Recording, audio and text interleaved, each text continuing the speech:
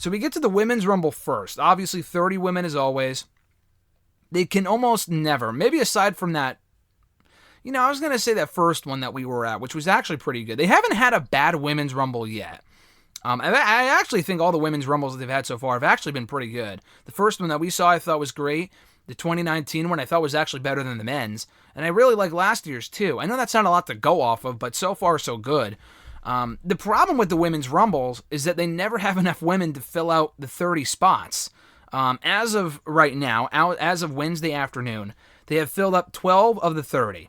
Obviously, they're going to fill more with more of the current talent as the days progress, and just some they won't announce. But also, all we know so far is that Nia Jax, Charlotte Flair, Bianca Belair, Bayley, Mandy Rose, Dana, Peyton Royce, Alexa Bliss, Shayna Baszler, Liv Morgan, Ruby Riott, and Tamina are going to be in it. Definitely more from Raw and SmackDown that are not announced here. People like Billie Kay, I'm sure will find her way into the match. Because there's no way they don't put people like that in the match if they need spots to fill out. And last year, we had a lot of NXT women in the match, which was great. Xia Li makes her annual appearance. Like, I could see that happening. She's been in the last two. People like Dakota Kai or Tegan Nox if she wasn't injured. Or Candice LeRae for the third year in a row. I don't know if they want to do that. I heard the rumor a couple months ago they didn't want NXT involved in Survivor Series because the whole COVID thing. They don't want them kind of intermingling. Well, first of all, who do you see winning the match, RJ? I'll get to that first. This is a tough one. I mean, everyone's saying Bianca, but I mean... it's the only person that makes the most amount of sense, but they're going to throw us a curveball and potentially have someone else win. Exactly. So, I mean, I just don't know. I feel like she's kind of like the shoe-in, but like I could so see her not winning either. I guess I'll just go with her or Alexa Bliss. I feel like they make the most sense at this point. But besides that, I mean, there'd probably be NXT people and legends, but I don't think any of them would win. What about Charlotte Flair winning for the second straight year and facing Asuka at WrestleMania? No, thank you. Rhea Ripley? Rhea Ripley could win. I think her, Bianca, or Alexa would probably be the top three. Who are your final four? Those three women and then somebody else? I mean, Charlotte would probably be in there somewhere.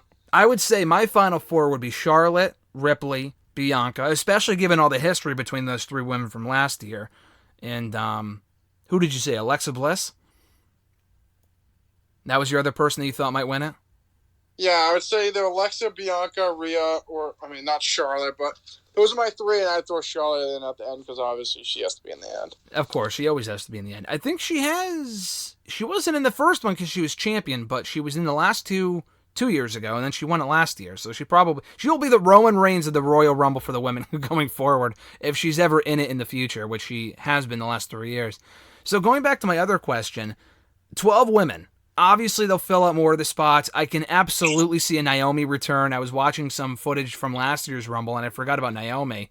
I think she was her or taking care of some personal stuff. I don't know. I think she'd be back by now. She's been off the show for like 5 months. She beat Bayley, I think, before SummerSlam. They never followed up on that. She got drafted to Raw, and then we never saw her again. So I think she'll be back on Sunday. I don't really know who else you put in there. Who else is inactive right now? Becky Lynch, Ronda Rousey. Who are you thinking, Mr. Marceau? How do you fill out the 30 spots in this match? I mean, I feel like they're going to have a ton of NXT people. I know you said they don't want them intertwined, but I mean... Hey, desperate times call for desperate measures. Exactly. Honestly, a fucking Becky return, I mean, I won't say it's far... Like, that'd be my window would be broken, my body would be out of it. Hey, fuck being a mother. Just come back to wrestling 3 weeks after having a baby. Why not? I mean, she had the baby in early December, so I mean, that's like a month. I don't see her. I said this before. I don't see her coming back. This kid's acting like I'm saying full time. I know. I'm not saying what you're saying, but dude, there are so many people. And maybe Vince is among these people, but I said this a year ago. Listen, I'm not a parent, I'm not a mom, I'm not a dad. I just find it very unrealistic that she would have the kid. I'm not saying that you're saying this, but I'm saying other people are saying this. That of course she'd be back for WrestleMania. Why wouldn't she? I don't know, because both she and her husband, or I think soon-to-be husband, I don't think they're married, Seth are full-time performers. Why would they just up and leave like their newborn child? Like, I just don't understand that. I don't think that's going to happen. I see a cameo or like coming back for a match. I mean, I don't think it's going to be a full-time run anytime soon. I mean, the Bella twins. I mean, I bet you I could see them coming back for a payday. I mean, they both had their kids in the late summer, so I mean, Yeah. that's someone else that they usually drag out of the cellar. So maybe them. I mean, you're saying what parent would have a kid and run away? I mean, Ric Flair did like 10 times. So, I mean, Seth Rollins is not Ric Flair. Do not say that. I'm just saying it happens. Real quickly, side note. There was this discussion after Brody Lee passed about like how he would be on the Mount Rushmore of the best fathers in wrestling, and I would absolutely agree with that. Probably put Kevin Owens on that list as well. A few others I'm probably not thinking of. Ric Flair, there wouldn't even be a Mount Rushmore. It would just be Ric Flair. Oh, easily. I rewatched his doc today, and he was just like, they're like, when were you disinterested in your first marriage? He's like, the day after I got married. I'm like, why would you get married at that point? Like, says the guy who has had 4 wives. Yeah, the worst part is they interviewed his like latest fiance at the end. I'm like, Jesus Christ, guy, give it a rest. It didn't work once. Why that? If you didn't have interest the first time and you want to live like this rock star like lifestyle, then why the hell would you get married again? Because like, it's just like it doesn't make sense if you ask me. Like, if that's how you're feeling, like you're never going to be happy with just one person, or that's not the lifestyle you want to live, then why the hell would you do it 2 or 3 times? Poor David. Oh, they showed David. Poor David. Poor David. Never got that big breakout star role in WWE or WCW as was expected. I mean, I think it's different with Charlotte. I think she can get away with it because she's a girl or a woman. I mean, it's just a little bit different. Like, as a guy, and you're, like, kind of following in your footsteps as your father, I think it can be a lot different. It's just, like, you're always going to be compared to her. As her, like, yeah, she is. It's more mentioned that she's Ric Flair's daughter. It's not like you can really compare the two because they're just totally different. She's more, I would say he was obviously more of an in-ring technician. I think she's good as well, but she does bring that more athletic side, and she's a different gender, so it's like a different playing field. For David, it was just like he would always, or any kind of second or third generation wrestler, like they're expecting you to be like a common copy of your father or your grandfather or whoever you're related to, and like if you don't even come close to that, you're just done. And it's happened to so many guys, and I mean, Ted DiBiase, Sim Snuka, Manu.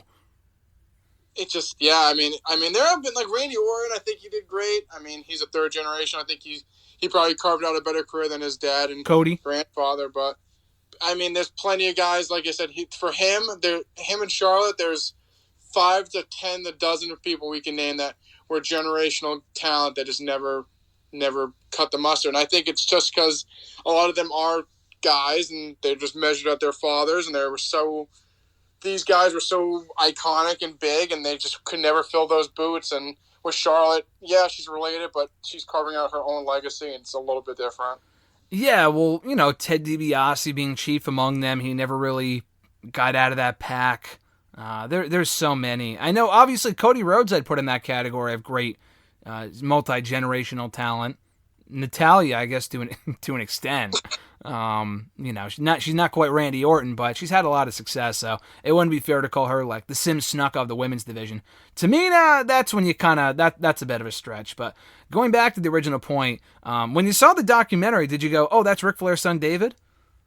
I did. That's Ric Flair's oldest son, David. The best part of that WrestleMania 18 video package. I don't even know what we were talking about. Oh, Becky Lynch coming back for WrestleMania. It's a possibility. What about Ronda Rousey? Could you see that happening? That's possible. I mean, even her for like a Rumble cameo would make noise. I mean, like I said, a lot of these people, you don't really need them. Like a Becky came back for the Rumble just to come back for the Rumble, and then she just like went on. Like that was like her swan song for a little bit. I mean, I'd be fine with that. Even a one-off would be fine.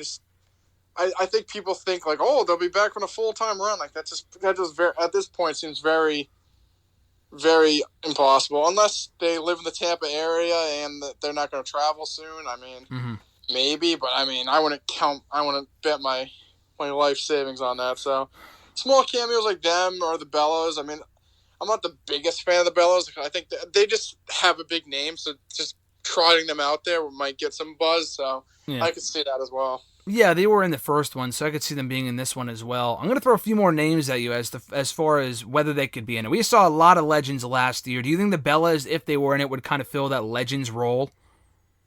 Yes. Do you see Victoria potentially being in it? That's possible. I mean, I need to, if we're gonna bring back Victoria, you gotta give me a Gail Kim, nice Gail Kim cameo. Well, she's an Impact. That's why I didn't say her. Boo. What about Melina? Yeah, I mean, there was rumored she's coming back to the company, so that would make sense. I mean, this could be where Eva Marie comes back. That was Unfortunately, my next name for you. well, yeah, I mean, that sounds like she's been waiting in the wings, her and Melina. So, I mean, Melina, she was good in her time. That was like 10, 12 years ago. So interesting to see what she can do now. Eva Marie, unless she trained where Ariane trained, we might be in deep trouble. What about Taya Valkyrie? Yeah, that's possible. She just wrapped up with Impact. I don't think she's under any sort of contract. I'm very surprised that no one has been talking more about that. That she could show up anywhere she wants as soon as she wants. So that's not too. That's definitely a possibility. I just wanted to bring that up. And then one final one for you, Tessa Blanchard. It's possible. The rumblings on her have quieted down a little bit, but sometimes with WWE, it's like the calm before the storm. So like they get it gets brought up a lot, and then it kind of goes quiet. Then they debut. So it's definitely possible. I mean, the women's division, honestly, and both shows are just the stars they have. Probably, I would say, the biggest part of the company right now, besides Drew and Roman. So adding her to the list, I mean, it would add more to the women's division, which is pretty stacked already, I would say. So I wouldn't hate the idea. Despite the fact that she's problematic. Yeah, I mean, I don't believe everything I read on the internet. No, I agree, but I don't know. It's a different situation, like a Marty Scurll or something like that, because I don't know. It's a different situation because what happened was a while ago. I guess the Marty Scurll stuff happened a long time ago, but that was like some legal shit. That was some pretty serious allegations. Not to say that what she did allegedly wasn't serious, and I mean, it looks like she definitely did based off all the people that came out about it last year. But she quit Impact, and then I don't know. I mean, was it bad enough? I mean, Impact didn't really do much about it. If anything, she was the one that quit, so I don't know. I just don't think she's very well liked, but I don't think that'll cost her a job the same way it has Marty Scurll. Like, does that make sense? No, I completely agree. I don't know. Maybe it was just a young and immature thing, and now she's grown up. I mean, it also just seems not like it didn't happen, but it always seems problematic when people are about to get their big break is when they all come running out of the woodwork. So, I mean, I'm not saying that she didn't say it, but I feel like it's always opportune when these things do come out.